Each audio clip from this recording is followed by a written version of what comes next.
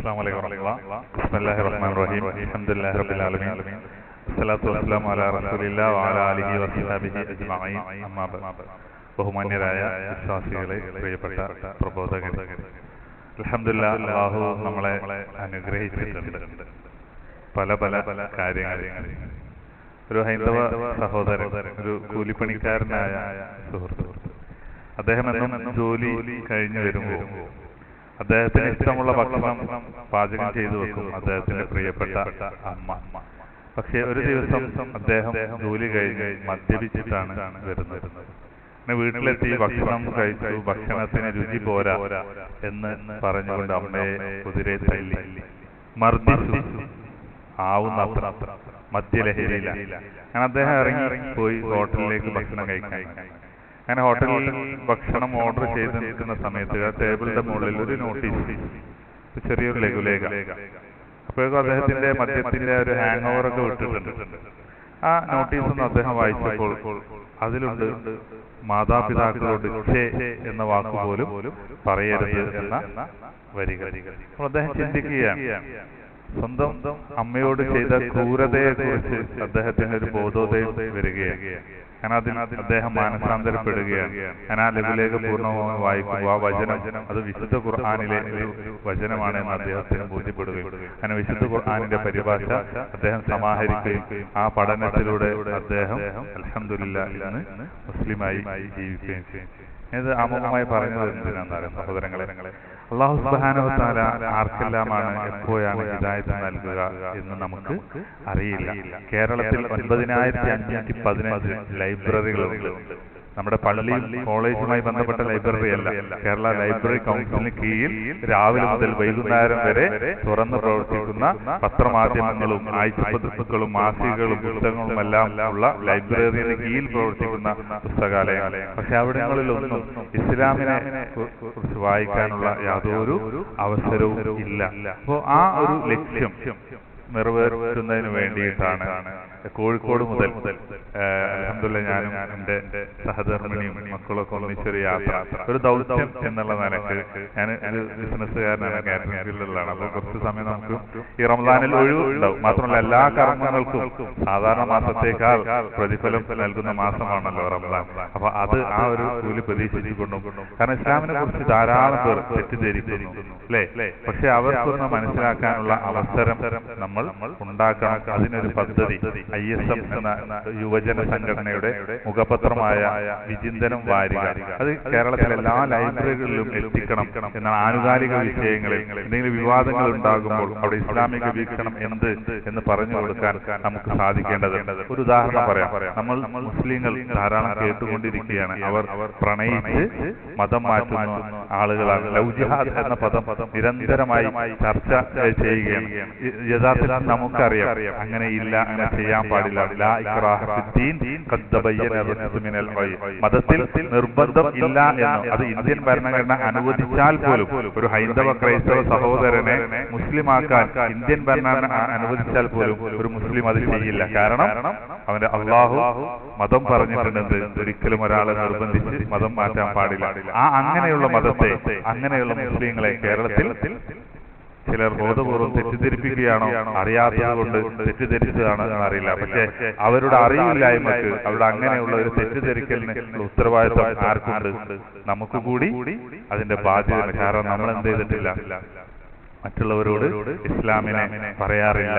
അത് ആ ഒരു ദൗത്യം ഏറ്റെടുക്കാൻ നിങ്ങളെ സഹായിക്കാൻ കൂടിയാണ് വന്നിട്ടുള്ളത്. ആലോചിച്ചു സഹോദരങ്ങളെ, പരിശുദ്ധ ഖുർആനിൽ ആദ്യമായി വന്ന വഹി നമ്മളെല്ലാവരും പഠിച്ചതാണ്. ഇഖ്റ ബിസ്മി റബ്ബിക്കൽ ലദീ ഖലഖൽ ഇൻസാന മിൻ അലഖ് ഇഖ്റ വറബ്ബുക്കൽ അക്രം അല്ലദീ അല്ലമ ബിൽ ഖലം അല്ലമൽ ഇൻസാന മാ ലം യഅലം. ആദ്യത്തെ വഹി തന്നെ 5 ആയത്തിൽ 2 തവണയാണ് അല്ലാഹു സുബ്ഹാനഹു വ തആല വായനയെ കുറിച്ച് എന്ത് ചെയ്യുന്നത്, പറയുന്നത്. അപ്പൊ വായനക്കുള്ള പ്രസക്തി നമ്മൾ മനസ്സിലാക്കണം. കോടാനുകോടി ജീവജാലങ്ങളിൽ വായിക്കുന്ന ഒരേ ഒരു ജീവി ആരാണ്? വായിക്കുകയും ചിന്തിക്കുകയും എഴുതുകയും എല്ലാം ചെയ്യുന്നത് മനുഷ്യർ മാത്രമാണ്.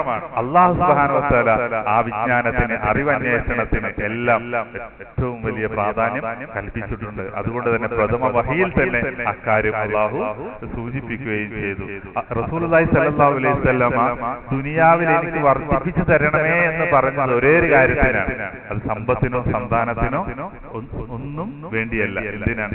റബ്ബി സിദ്നി ഇൽമാ, അള്ളാഹു എനിക്ക് അറിവ് വർദ്ധിപ്പിച്ചു തരണമേ എന്ന്. വർധനവ് വേണ്ടി അള്ളാഹു ആവശ്യപ്പെട്ടത്, അള്ളാഹുന്റെ റസൂൽ ആവശ്യപ്പെട്ട ഒരേ ഒരു കാര്യം അറിവാണ്. എങ്ങനെയുള്ള അറിവ്? അല്ലാഹുമ്മ ഇന്നി അസ്അലുക ഇൽമൻ നാഫിഅ, ഉപകാരപ്രദമായ അറിവ് എനിക്ക് നൽകണമേ എന്ന് റസൂലുള്ളാഹി സ്വല്ലല്ലാഹു അലൈഹി വസല്ലം പ്രാർത്ഥിക്കുന്നു. ആ ഒരു വായനയെ സ്നേഹിക്കുക, അറിവിനെ സ്നേഹിക്കുക, വായനയെ പ്രോത്സാഹിപ്പിക്കുക എന്ന ആശയ പ്രചരണത്തിന്റെ ഭാഗമാണ് ഈ യാത്ര. രണ്ടാമത്തെ ഒരു കാര്യം സഹോദരങ്ങളെ, അല്ലാഹു സുബ്ഹാനഹു വ തആല നമുക്ക് നൽകിയ ഏറ്റവും വലിയ അനുഗ്രഹം ഏതാ? ഇന്ന് നൽകിയ അനുഗ്രഹം ഏതാ? ഇന്ന് നൽകപ്പെട്ടതിൽ ഇന്നത്തെ അനുഗ്രഹം നിങ്ങൾ എണ്ണാണെങ്കിൽ ഏതാണ്? ഒന്നാമതായി പറ. ഓ നോമ്പ്. പിന്നെ നോമ്പാണോ? ഓ ഖുർആൻ, നമസ്കാരം, ഇതാണോ? അല്ല. റസൂലുള്ളാഹി സ്വല്ലല്ലാഹു അലൈഹി വസല്ലം പറയാ, ഹിദായത്താണ് ഏറ്റവും വലിയ അനുഗ്രഹം. ദിവസേന നമ്മൾ എഴുന്നേറ്റാൽ നമ്മൾ രാവിലെ മുസ്ലിം ആയവൻ വൈകുന്നേരം എന്താകും? കാഫിറാകാം. രാവിലെ കാഫിറായവൻ വൈകുന്നേരം മുസ്ലിമും ആകാം.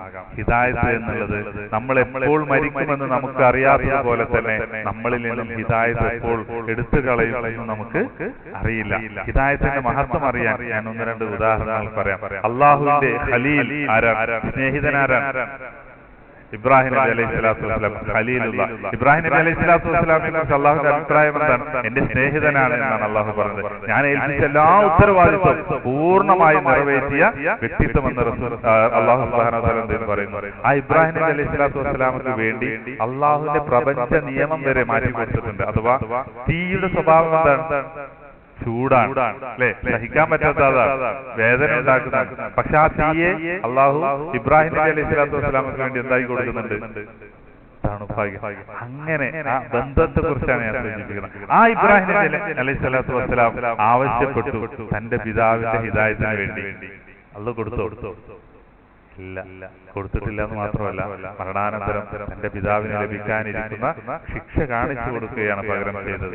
നിങ്ങൾ ആലോചിച്ച് നോക്കൂ, അള്ളാഹു ഏൽപ്പിച്ച ഡ്യൂട്ടി 950 വർഷം കാലം, രാവെന്നോ പകലെന്നോ, ലൈലം വനഹാറ, രാത്രിയും പകലും വ്യത്യാസമില്ലാതെ ആ ഡ്യൂട്ടി നിർവഹിച്ച ആളാണ് നൂഹ് നബി അലൈഹി സ്വലാത്തു വസ്സലാം. ആ നൂഹ് നബി അലൈഹി സ്വലാത്തു വസ്സലാമയുടെ മകൻക്ക് അള്ളാഹു ഹിദായത്ത് കൊടുത്തിട്ടില്ല. ലൂത്ത് അലൈഹി സ്വലാത്തു വസ്സലാമയുടെ ഭാര്യയ്ക്ക് ഹിദായത്ത് കൊടുത്തിട്ടില്ല. മുഹമ്മദ് മുസ്തഫ റസൂൽ കരീം സല്ലല്ലാഹു അലൈഹി വസല്ലം, റസൂലുള്ളാഹി സല്ലല്ലാഹു അലൈഹി വസല്ലമയുടെ ആദ്യകാല പ്രബോധനത്തിൽ അങ്ങേയറ്റം സഹായിച്ച ഒരു വ്യക്തിത്വമുണ്ട്. ആരാണ്? മൂത്താപ്പ, അല്ലേ? അബ്ദുൽ മുത്തലിബ്. അദ്ദേഹത്തിന് ഹിദായത്ത് ലഭിക്കാൻ റസൂലുള്ളാഹി സ്വല്ലല്ലാഹു അലൈഹി വസല്ലം അങ്ങേയറ്റം ആഗ്രഹിച്ചു. അല്ലാഹുവിനോട് ധാരാളം തവണ പറഞ്ഞു നോക്കി. മരണാസന്നനായി കിടക്കുമ്പോൾ പോലും തന്റെ മൂത്താപ്പയോടൊന്ന് ഷഹാദത്തിൽ സാക്ഷ്യം വഹിക്കാൻ പറഞ്ഞു. പക്ഷേ അല്ലാഹു നൽകിയോ? ആ മൂത്താപ്പ ഹിദായത്ത് ഇല്ല എന്ന് മാത്രമല്ല, റസൂലുള്ളാഹി സ്വല്ലല്ലാഹു അലൈഹി വസല്ലമക്ക് ഒരു മറുപടി കൊടുക്കുകയാണ് ചെയ്തത്. വിശുദ്ധ ഖുർആനിലെ ഒരു ആയത്ത്. ഏതാണ്? മൂത്താപ്പാക്ക് നിരന്തരമായി ഹിദായത്തിന് വേണ്ടി ചോദിച്ചപ്പോൾ അള്ളാഹു ഹിദായത്ത് കൊടുക്കുന്നതിന് പകരം ഒരു ആയത്ത് അവതരിപ്പിച്ചു.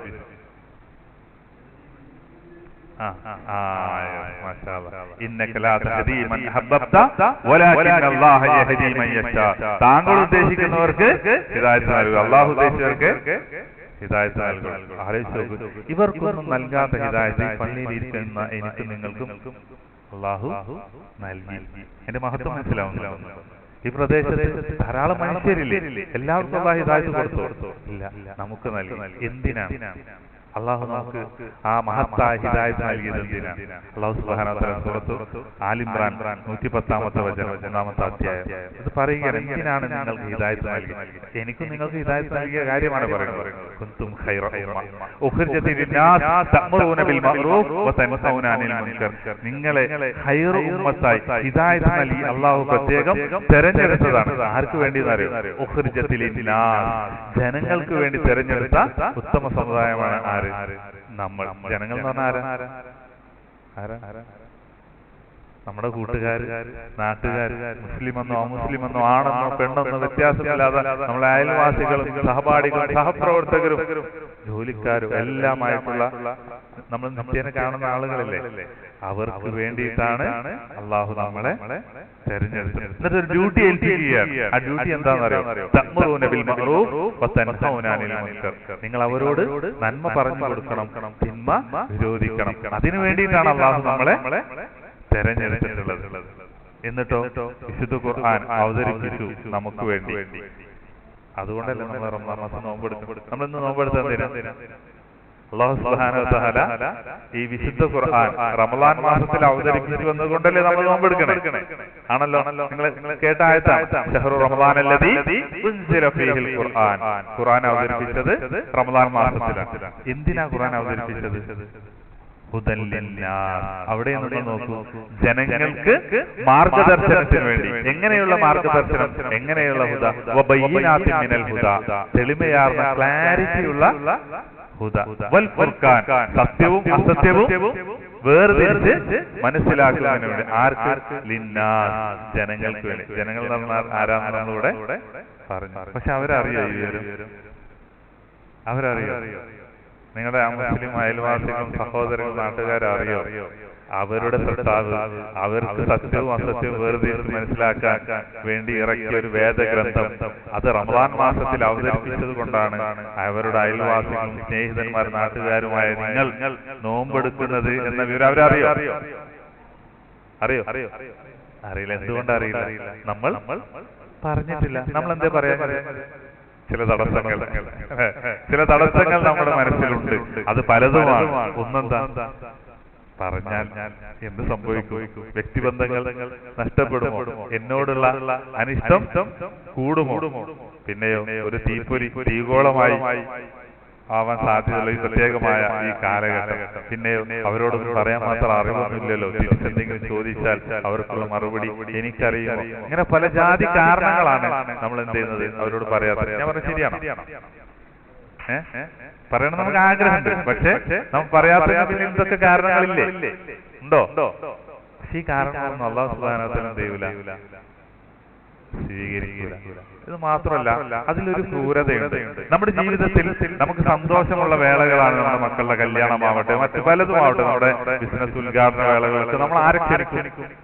മതം നോക്കാതെ, ജാതി നോക്കാതെ നമ്മൾ അവരെ ക്ഷണിക്കുകയും ഭക്ഷണം നൽകുകയൊക്കെ ചെയ്യില്ലേ? കാരണം നമ്മുടെ സന്തോഷം എല്ലാവർക്കും കൂടി പകർന്നു നൽകാൻ നമ്മൾ ആഗ്രഹിക്കും. ഈ പ്രദേശത്ത് ഒരു വലിയ മാരകമായ അസുഖം ബാധിച്ച് ആരെങ്കിലും ചികിത്സയിലായാൽ അതിന് ഭാരിച്ച ചെലവുണ്ടെങ്കിൽ നമ്മളൊരു കൂട്ടായ്മ ഉണ്ടാക്കില്ലേ? ചികിത്സാ സഹായ കമ്മിറ്റി എന്നൊക്കെ പറഞ്ഞിട്ട് നമ്മൾ അറിയാത്ത വ്യക്തികളാണെങ്കിൽ പോലും നമ്മളാൽ കഴിയുന്ന സഹായം നമ്മൾ ചെയ്യില്ലേ? എന്താ കാരണം?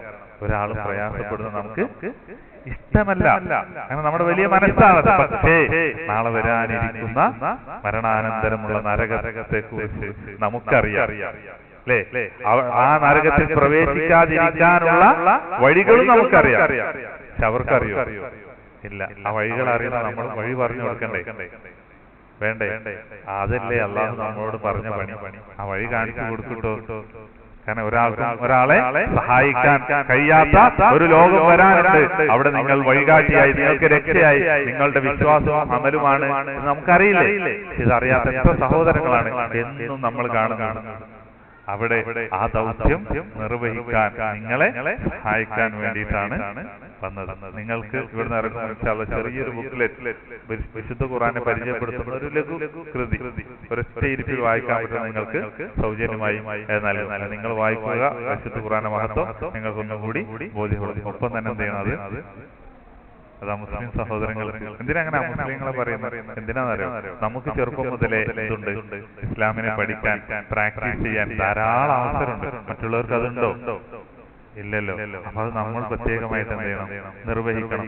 അത് നമസ്കാരത്തെക്കാൾ, നോമ്പിനേക്കാൾ എളുപ്പമുള്ള പണിയാണ് സഹോദരങ്ങളെ. എളുപ്പം എന്ന് പറഞ്ഞാൽ എന്താ? നമസ്കാരത്തിന് വേണ്ടി നമ്മൾ പ്രത്യേകം പുറപ്പെടണം. വുളു എടുക്കണം. അതിന് കൃത്യമായ രൂപവും ഭാവവും ഉണ്ട്. സമയം അല്ലാഹു നിശ്ചയിച്ചിട്ടുണ്ട്. എങ്കിൽ ദഅവത്തിനും സമയം ആർക്ക് തീരുമാനിക്കാൻ? നമുക്ക് തീരുമാനിക്കാം. അതിന്റെ തുടക്കം എങ്ങനെയാവണം, അവസാനം എങ്ങനെയാവണം, എന്ത് സംസാരിക്കണം എന്നൊക്കെ ആർക്ക് തീരുമാനിക്കാം? നമുക്ക് തീരുമാനിക്കാം. അതിന്റെ ഭാഷയോ അത് നമുക്ക് തീരുമാനിക്കാം. മനസ്സിലായോ? എളുപ്പമാണ് അത് നിർവഹിക്കാൻ.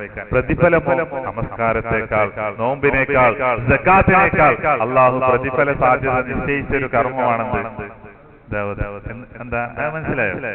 നമസ്കാരത്തിനേക്കാൾ വലുതാണെന്ന് നിങ്ങൾ ചിന്തിക്കുന്നുണ്ടോ? ഞാൻ പറയാം.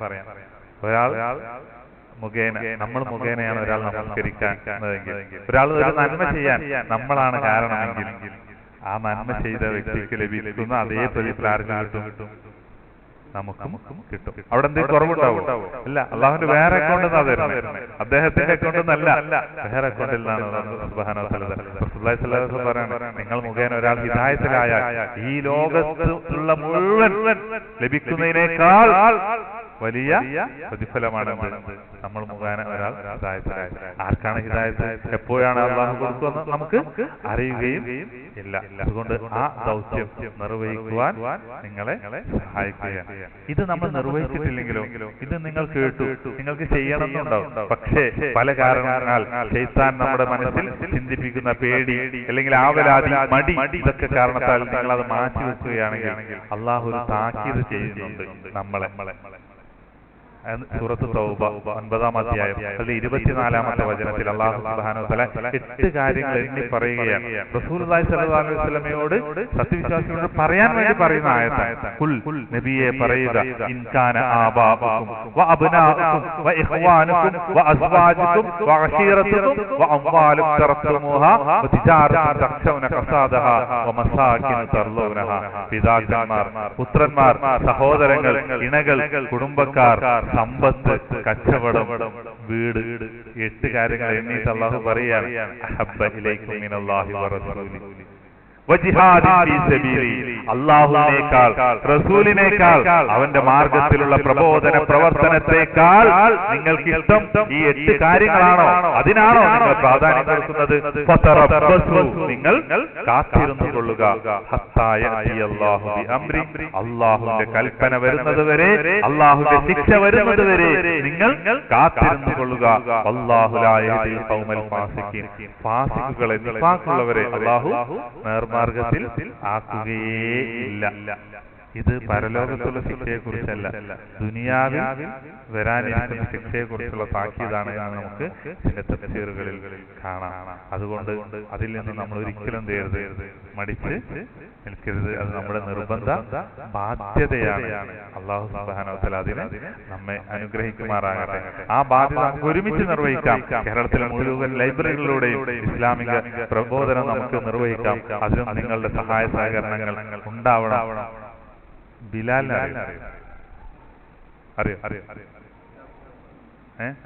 ബിലാലിനെ ബിലാൽ അല്ല, ബിലാൽ നിങ്ങൾക്ക് എല്ലാവർക്കും അറിയാം, ഞാൻ പറയേണ്ട ആവശ്യമില്ല. എന്റെ സ്നേഹിതൻ ക്രിസ്ത്യാനിയായിരുന്നു, അത് മുസ്ലിമായി, കോടീശ്വരൻ എന്ന് പറഞ്ഞാൽ തന്റെ അച്ഛനക്ക് എത്രത്തോളം ആസ്തിയുണ്ടെന്ന് അച്ഛനക്ക് പോലും അറിയില്ല. അതിന്റെ ഏക സന്താനാണ്, ഒരേ ഒരു മകനാണ് അച്ഛന്റെ ഏക മകൻ. അതിന്റെ എല്ലാ അവകാശവും മകനാണ്. ഇസ്ലാം സ്വീകരിച്ചു. പക്ഷെ അതിൽ നിന്ന് പിന്തിരിപ്പിക്കാനുള്ള എല്ലാ ശ്രമങ്ങളും ആര് നടത്തി? അദ്ദേഹത്തിന്റെ അച്ഛൻ. എല്ലാ സ്വാധീനം ചെലുത്തി നോക്കി. പക്ഷെ ബിലാൽ പിന്മാറിയില്ല. അവസാനം കേരള ഹൈക്കോടതിയിൽ ഹേബിയസ് കോർപ്പസ് ഫയൽ ചെയ്തു. അങ്ങനെ ബിലാലും ഹാജരായി. ബിലാലിന്റെ അച്ഛനും വക്കീലും എല്ലാം ഹാജരായി. ബിലാൽ തന്നെയാണ് ബിലാലിന്റെ വക്കീൽ. അങ്ങനെ വാദം ആരംഭിക്കാൻ പോകുമ്പോ ബിലാലിന്റെ അച്ഛന്റെ വക്കീൽ ഒരു ഡോക്യുമെന്റ്, ഒരു പേപ്പർ ഗുമസ്തൻ മുഖേന ജഡ്ജിക്ക് കൈമാറുകയാണ്. എന്താണ് ആ ഡോക്യുമെന്റ്? ബിലാലിന് എന്താണ്, തന്റെ കക്ഷിയുടെ മകൻക്ക് മെന്റൽ ഡിസോർഡർ ആണ്, അതിന്റെ ട്രീറ്റ്മെന്റിലാണ്, മാനസിക വിഭ്രാന്തിയാണ്, അത് ആ ചികിത്സയിലാണ് എന്ന് തെളിയിക്കുന്ന സർട്ടിഫിക്കറ്റ് ആണ്. എന്തിനാ കൊടുത്ത്? എന്ത് പറഞ്ഞാലും വിശ്വസിക്കാതിരിക്കാൻ.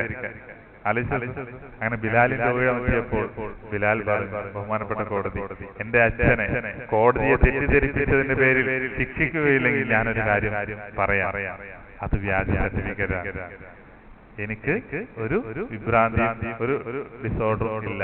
ഞാൻ മുസ്ലിം ആയതിന്റെ പേരിൽ അതിൽ നിന്നും എന്നെ പിന്തിരിപ്പിക്കാനുള്ള എന്റെ അച്ഛന്റെ വിഫലമായ ശ്രമമാണ്. അതുകൊണ്ട് എന്തിനും ഞാൻ റെഡിയാണ്. എനിക്കൊരു തകരാറും ഇല്ല. ഞാൻ ഇന്നലെ വരെ എന്റെ അച്ഛനെ ഇഷ്ടപ്പെട്ടതിനേക്കാൾ ഇന്ന് ഞാൻ എന്റെ അച്ഛനെ ഇഷ്ടപ്പെടുന്നു. കാരണം ഞാൻ ഇന്ന് മുസ്ലിമാണ്. അങ്ങനെ കോടതിക്ക് ബോധ്യപ്പെടുന്നു. കോടതി ബിലാലിനെ സ്വതന്ത്രനാക്കുന്നു. അങ്ങനെ കേരള ഹൈക്കോടതിയുടെ വളപ്പിൽ അവസാനമായി ബിലാലിന്റെ അച്ഛൻ ബിലാലിന്റെ അടുത്തേക്ക് വരികയാണ്. പ്രതീക്ഷയോട് കൂടിയിട്ടാണ് വീണ്ടും ബിലാലിന്റെ അച്ഛൻ സമീപിക്കുന്നത്. എന്താണ് ആ പ്രതീക്ഷ എന്നറിയാം?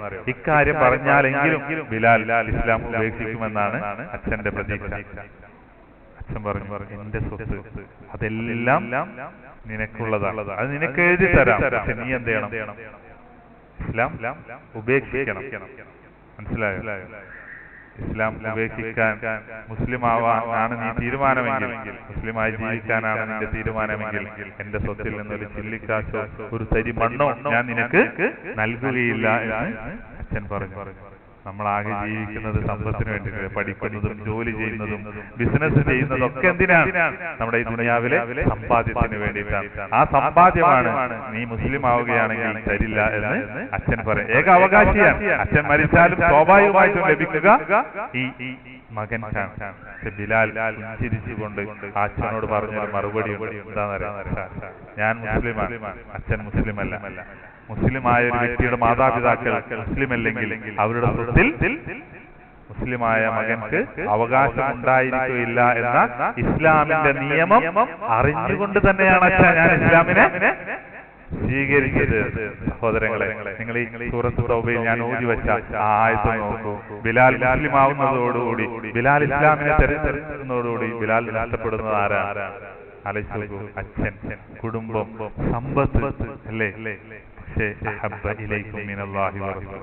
അള്ളാഹുവാണ് ഏറ്റവും പ്രധാനപ്പെട്ടത്. റസൂലുള്ളാഹി സ്വല്ലല്ലാഹു അലൈഹി വസല്ലമയെ പിൻപറ്റുക എന്ന് ബോധ്യപ്പെട്ട ബിലാൽ സ്വന്തം ജീവിതം അതിനുവേണ്ടി തിരഞ്ഞെടുത്തു. അപ്പൊ നമ്മളെവിടെയാണ് നിൽക്കുന്നത്? നമ്മളെല്ലാ ദിവസവും ഓതുന്ന ആയത്തുണ്ട്. ഫിത്ർ നിസ്കാരത്തിലും നമ്മൾ ഓതുന്നു അല്ലേ? റബ്ബിക്കൽ അഅല. നമുക്കെല്ലാവർക്കും സുപരിചിതമായ അതിലൊരു ആയത്തുണ്ട്, നിങ്ങൾ ദുനിയാവിന് എന്ത് ചെയ്യുന്നു? പ്രാധാന്യം കൊടുക്കുന്നു. അല്ലാഹു എന്താ മറുപടി പറയണത്? വൽ ആഖിറതു ഖൈറുൻ വഅബ്ഖാ. ഖൈറായിട്ടുള്ളത്, നമുക്ക് ഖൈറായിട്ടുള്ളത് എന്താണ്? ദുനിയാവാണോ? അല്ല, ആഖിറത്താണ്. വഅബ്ഖാ, അതാണ് എന്ത് അവശേഷിക്കുക, ബാക്കിയാവുക ഏതാണ്?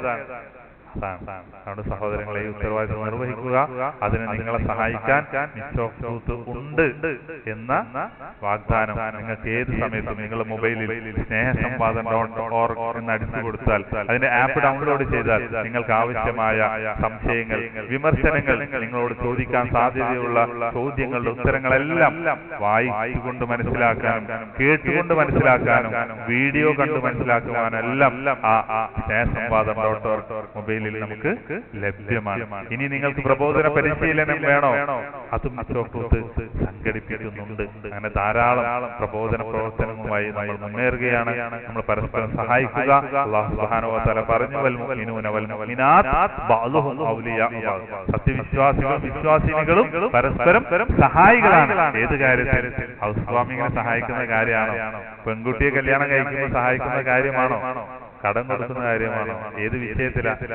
അല്ലാഹു സുബ്ഹാനഹു വ തആല പറയാം, യഅ്മുറൂന ബിൽ മഅറൂഫ് വയൻഹൗന അനിൽ മുൻകർ.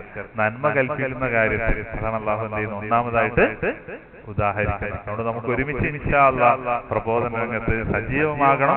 അല്ലാഹു നമുക്ക് നൽകിയ ഹിദായത്ത് ഞാൻ സൂചിപ്പിച്ചു തുടങ്ങിയത് എവിടുന്നാണെന്നറിയാം? ഏറ്റവും വലിയ അനുഗ്രഹം ഹിദായത്താണ് എന്ന് പറഞ്ഞുകൊണ്ട് ഈ ഹിദായത്ത് നമ്മിൽ നിന്ന് നഷ്ടപ്പെട്ടേക്കാം. അതിനൊരു ഉദാഹരണം പറഞ്ഞ് ഞാൻ അവസാനിപ്പിക്കാം.